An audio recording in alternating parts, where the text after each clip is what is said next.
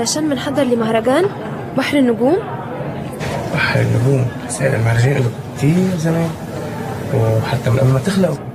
ما ده كان زمان، وجدي كان اللي ينظم المهرجان ده. وبليز بليز عايزينك تيجي دلوقتي وتغني فيه بليز.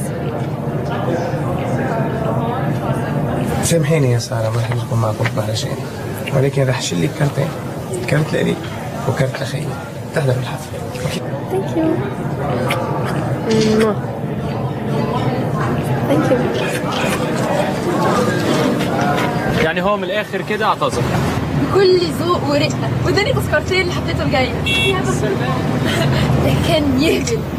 يا سلام، وتركزوا كده وتقولوا نركز هنعمل ايه في اللي جاي. حب عقل بقى.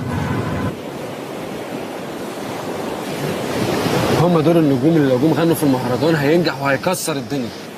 طبعا، بس الكلام ده لو قبلوا. ما على يدك، هيفا ما سالتش فيك.